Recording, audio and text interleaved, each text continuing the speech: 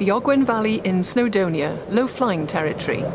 If the pilot is on course, then in 5 seconds' time, a Hawk T Mark 1 will fly through it at 7 miles a minute.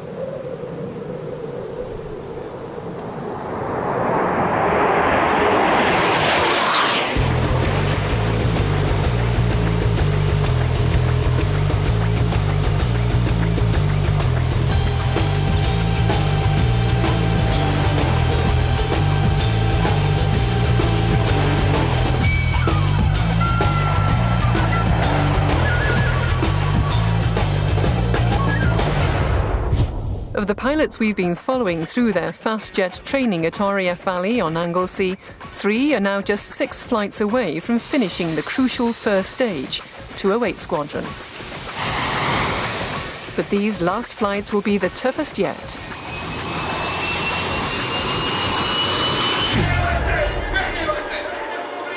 are just the initial first scenes of jubilation in Baghdad. Now the Americans are going to have On April the 9th, 2003, the statue of Saddam Hussein is pulled down in Baghdad.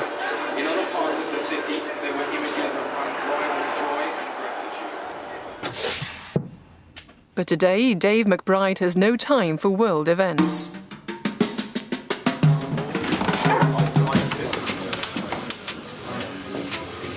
Dave is taking his final navigation test. Are you equipped for it? Are you ready? Yeah, definitely ready, but it's one of those things, it's a test. There's all sorts of things that could go wrong on the day of a test, so it's never a given, apart from the odd sky god that comes through that does it without thinking about it, and there are not many of those around. Dave has been given 3 map references in Wales. He now has 3 hours to find and identify the targets, plan an effective route of attack, brief his examiner and get airborne. Unless there's a building. The first target is easy, a building perched on the side of a hill near Ludlow. The second target is a very small lake, and in the middle of that lake is a feature. And he's got to do a recce on that and find out what that feature is. And the last one is the bridge, which is difficult to attack from any direction. A bit of extra pressure, which some days benefits me, other days it doesn't. The politics of war demands enormous skill from today's pilots. Precision low flying is an essential skill in reducing collateral damage. It's a very topical thing at the moment with the war going on and the accuracy of our weapons, but it's also the accuracy of the guy who's flying the airplane and his decision-making process. And I think, it's essential training. With 18 years' experience already in the RAF, low-level flying is nothing new to Dave McBride. But those years were spent as a navigator, not a pilot. The next hour will be a severe test of Dave's skill at the controls. And his examiner will be in the back, watching every move.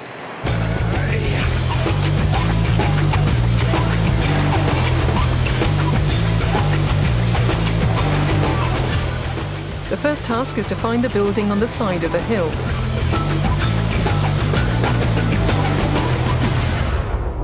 It's a small white farmhouse.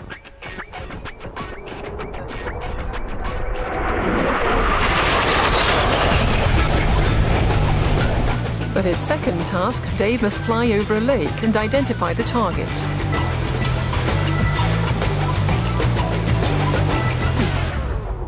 It's a small island. The last target is the most difficult.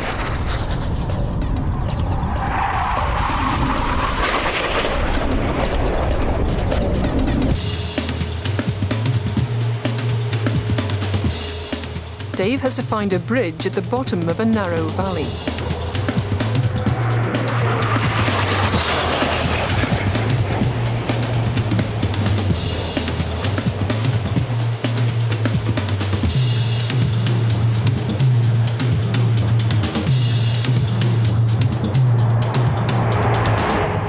Target located, Dave heads for home.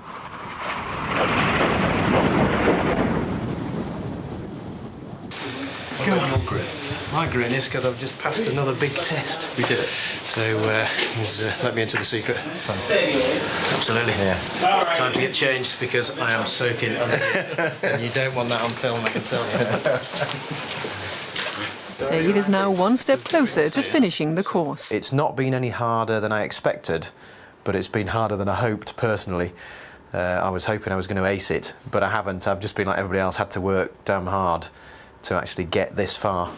And we're 9 trips to go. Most of us are close to the end of this phase. Hey, yeah, mate. Hey, congratulations. Sweet, mate. Sweet, mate. Dave can now move his marker on the pilot's unofficial course board.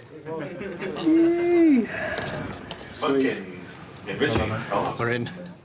He and the other pilots have passed the navigation hurdle. It's been a gruelling 6 months, but they're now just 2 weeks away from the last test on 208 Squadron.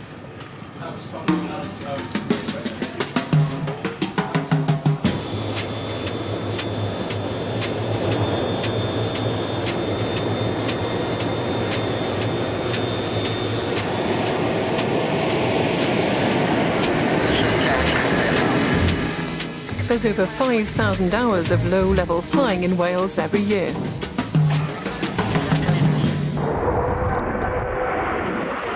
For those on the ground, low flying can be a source of fascination or a nuisance. I don't know how many of them actually stopped to think, oh, I wonder what he's been doing for the last 2 minutes. The fact that he was 20 miles away 3 minutes ago and he's going to be 20 miles, further that way in another 3 minutes. And as far as they're concerned, it's great. You must be sat in there looking out the window, beautiful day, flying low level, great fun. How can that be stressful? Occasionally when you're working really hard, you're thinking, oh, this isn't any fun at all. I'm really under pressure here and it's not going well. You've got to pass the trip, because if you don't, then you're not going to succeed, and nobody wants to fail. You're thinking about your next turning point, you're thinking about how your fuel's going, are you going to be able to get to the next target? It doesn't take much of a mistake to fly into the ground. What's the weather like for pulling up? Who are you going to talk to when you pull up? You've got controlled airspace. You've got huge numbers of things that you're always thinking about. And so it just focuses your mind as to what you're doing, because it is a very dangerous environment. Okay, he's going to harp at you for 300, but if you're just a little bit low, he's going to be nibbing you the whole time. There is one particular danger that the pilots have to be constantly aware of at low level. This is recent footage from the gun sight camera of a Hawk jet on a training sortie from RAF Valley. This indistinct smudge is a large bird of prey. It's about to hit them at 500 miles per hour. The bird punches a hole straight through the thick perspex canopy.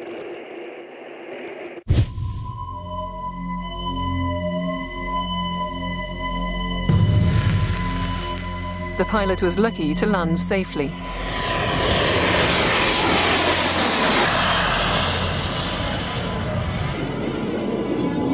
RAF Valley is sandwiched between a beach and a bird sanctuary. The risk of bird strikes is a real danger.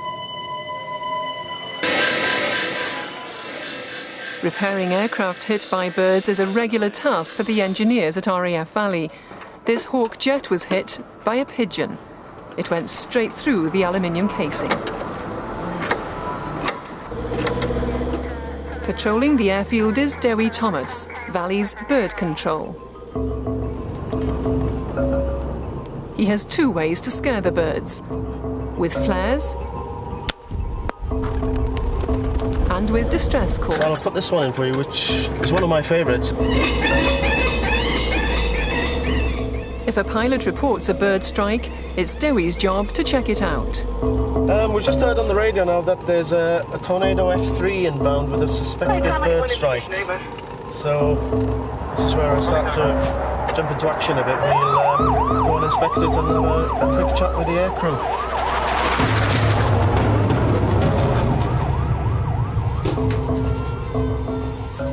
What did you think when it landed? It looked like it had a bird strike? Well, it's our SAF was vacated 26. Well, from the side where we were looking at, I couldn't see any obvious signs, but we'll soon find out now. Anyway, we'll just go around the corner here and get to it.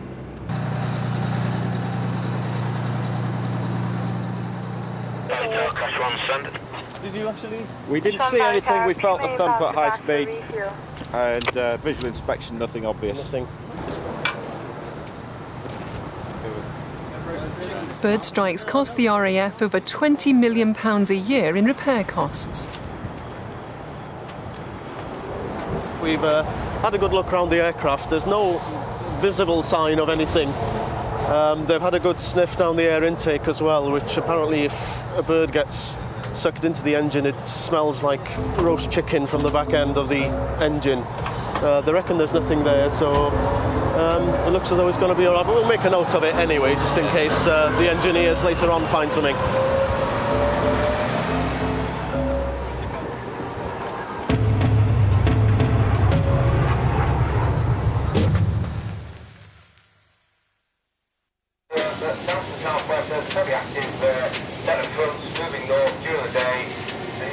It's Anglesey, it's spring, and the weather is unpredictable.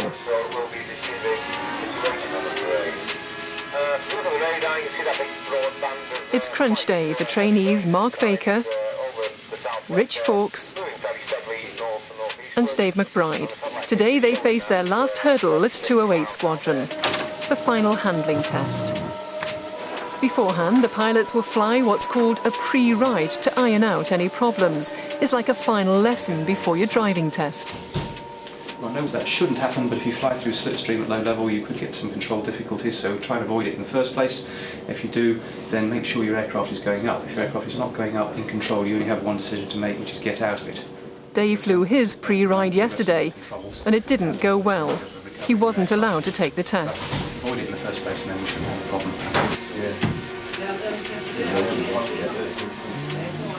Now he has another chance. There's a seriousness about Dave today and a reluctance to talk. This is the culmination of 6 months hard graft at Valley, and if he fails, the end of his lifelong dream of becoming a fast jet pilot.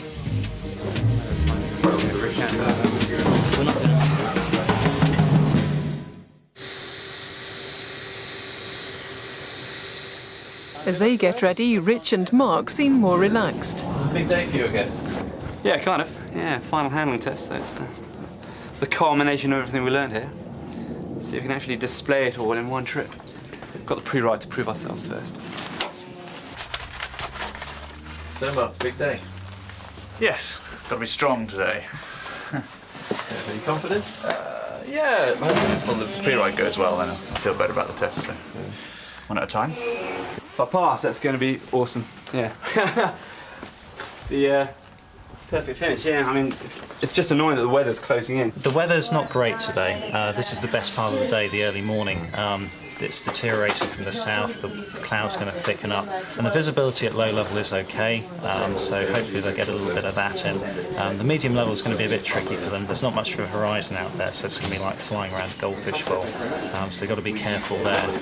But again, it's interesting for the tester in the back seat, because he's looking to see whether the guy or the girl in the front seat is making sensible, safe decisions. So at the end of the day, that's what we've just spent millions of pounds and many months training them to do.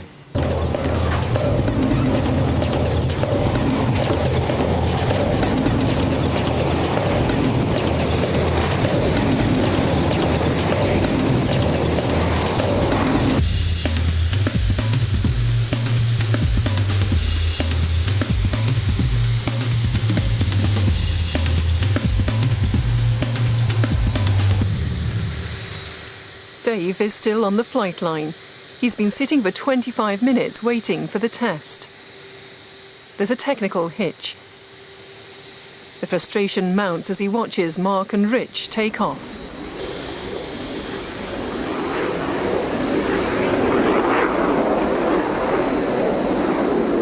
Having failed this trip yesterday, the hold-up couldn't have come at a worse time.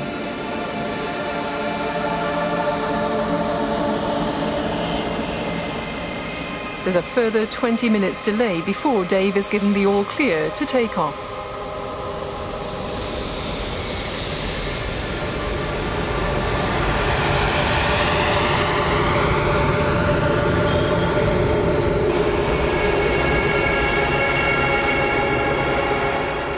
pilots spend an hour in the skies over North Wales going through all they've learnt.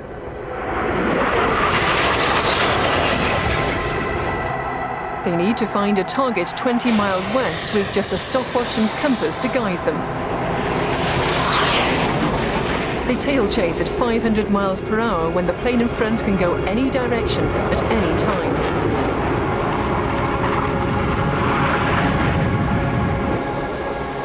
And they fly in close formation with wingtips just a few meters apart.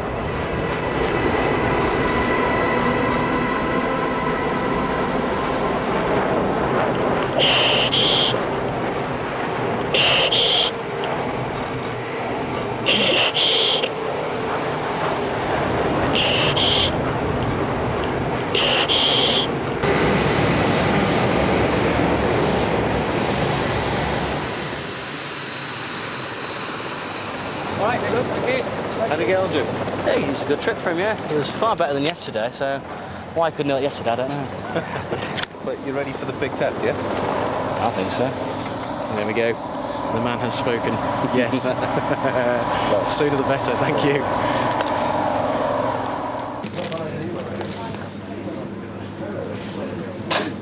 By 10:30, Dave has had his debrief.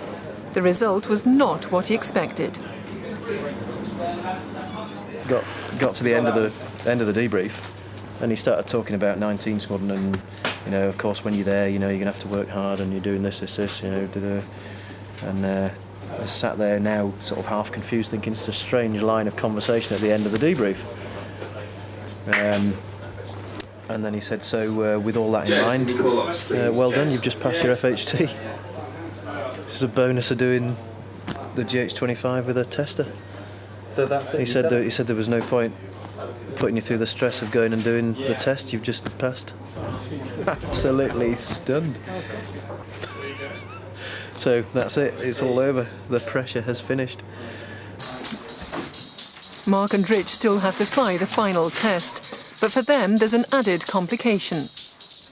I don't think we're ever going to have any particularly low clouds, but the first spots of rain will probably arrive between 10 and 11 o'clock. Threatening rainstorms have swept in from the south. Conditions in Snowdonia are too rough, so the test is switched to Scotland. It means we have to come up with a new plan in about 5 minutes, having just done the previous plan. It's all right. It's not supposed to be easy. The military pilot has to get the aeroplane airborne and go and achieve the mission, whatever the weather and whatever the conditions. And these guys have got to show that quality, and they won't fly this sortie successfully if they don't show those characteristics. So the final handling test today, in today's weather conditions, is quite a challenge for them. They have just half an hour to get the new maps, make new flight plans and check out no-fly zones. An added hazard is the Queen, who's flying around that area in a helicopter. Time is tight. Dave McBride lends a helping hand.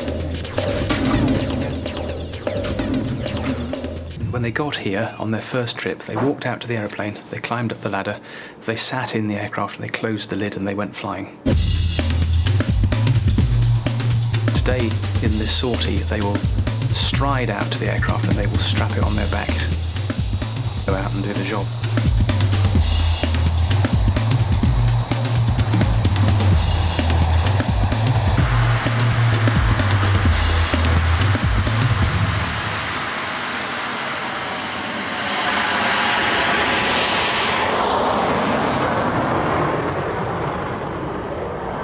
By the end of the day, the funnel will will get a clearance.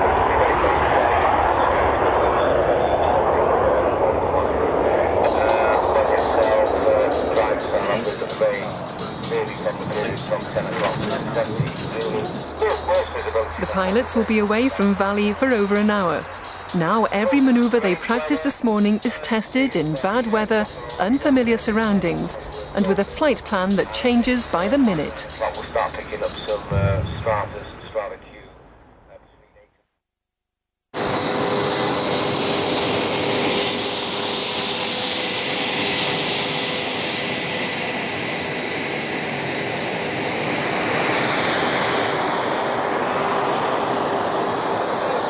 It was a good trip. Yeah, it did well. Marvellous. happy chappy. Does that mean he's passed? He's passed, Yes, yeah. Oh, congratulations. Thank you very much. He's not going to listen to the debrief now. No. Blah, blah, blah, blah. Well done. Good trip. Thank you very much.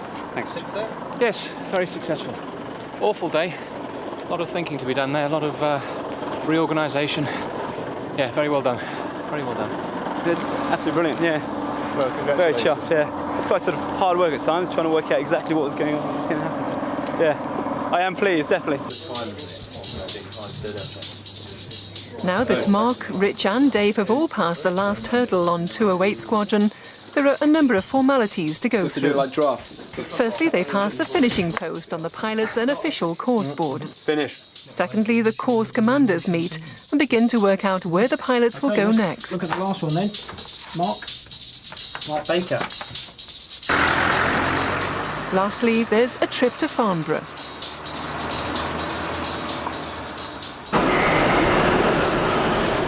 The pilots have to have their tolerance to G-force tested on a centrifuge.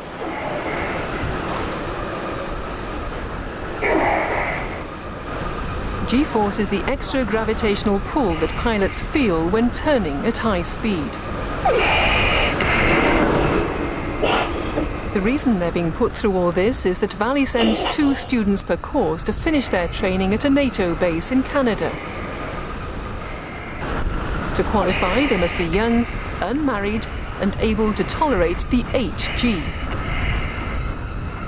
Rich Fawkes and Mark Baker are young and unmarried, but can they cope with a G?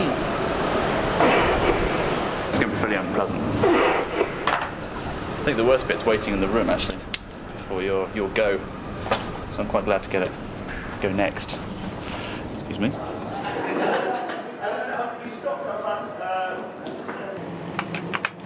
Camera's there, the G meter's there. That's about it. Okay. Yep. Let's go.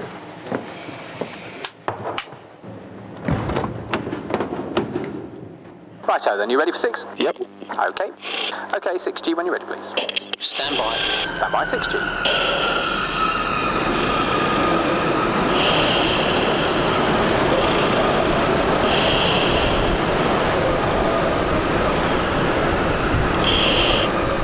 At high G, gravity pulls blood away from the brain. Normally, this would lead to blackout.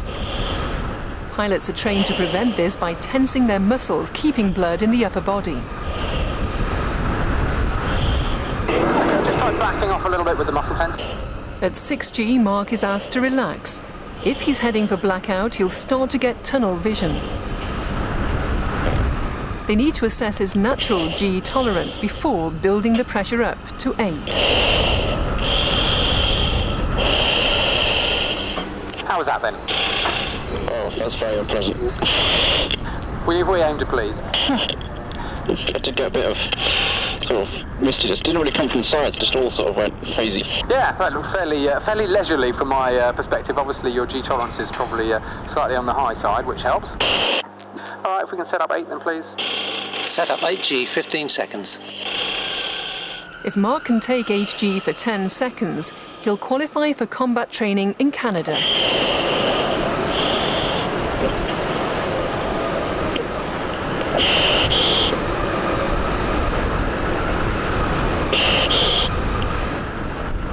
Mark has passed the Canada test, and he could stop now. But so far today, every pilot has been up to 9G. Mark can hardly refuse.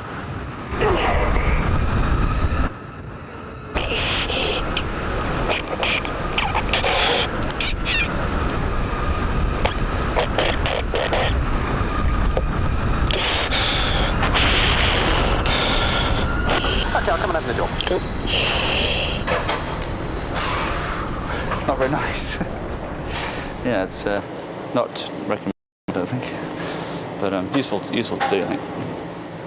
You went for it, the 9G? Yeah, I wanted to see what the limit was, really. I mean, I know we only have to do 8, but it's useful to know in your own tolerance how high you can get, so worth doing. Probably, in hindsight, it was not very nice, so I probably wouldn't have done it if I'd known. We're recommending to the rest of them not to bother. Next up for high G is Rich Fawkes. I'll do the same as the others. So go up to the 9-10 seconds if yeah, see how far I can get. Should be fine. How well you can take G depends on your body shape, and it's not always men who are best at it. Women also are much better at taking G because they've got a shorter distance between the heart and the head generally. Women are usually better at sustaining G than men. If you're tall, thin and can run 20 miles, without having any effect on you, then you're going to have an incredibly low. So if you're short and fat, if you're short, fat, you eat pies and like beer, then clearly you can sustain 9G. So I'm quids in with that.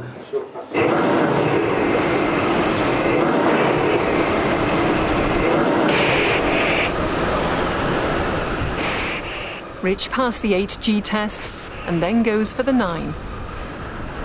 Go on, Rich.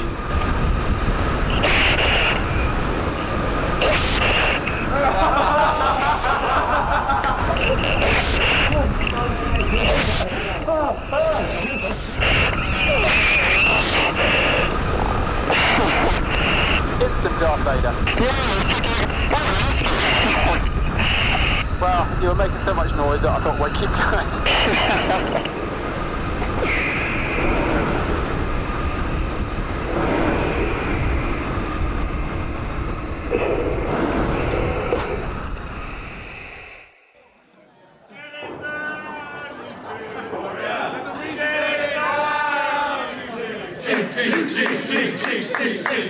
At a traditional ceremony called creaming and streaming, the pilots find out what the future holds for them. There are 3 possibilities. Weapons training at 19 Squadron, RAF Valley. Weapons training at a NATO base in Canada. Or they could be retrained as a Hawk instructor and teach at Valley.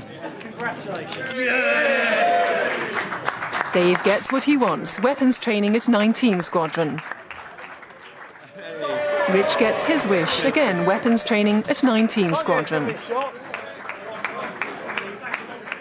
Mark desperately wants to go to Canada.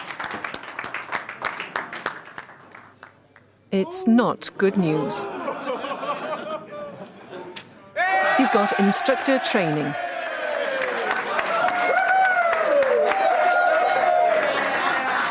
But it's only a wind-up by the instructors.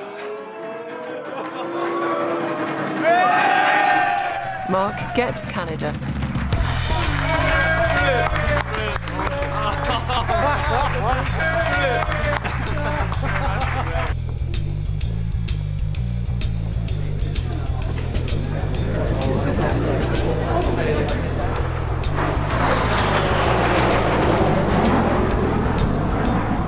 Obviously for my entire career so far it's been training at flying, just learning how to fly the aircraft, and at 19 for the first time we're going to actually get to experience and be shown how good or bad we actually are at using the aircraft as a weapons platform, and seeing whether we can get the bombs on target and whether we can shoot the guys who are trying to shoot us.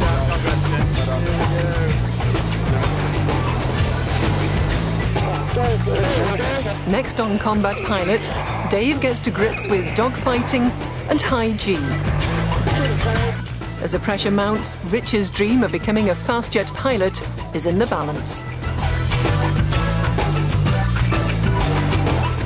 This week the production team will be online answering your questions about the making of the programme at bbc.co.uk/combatpilot.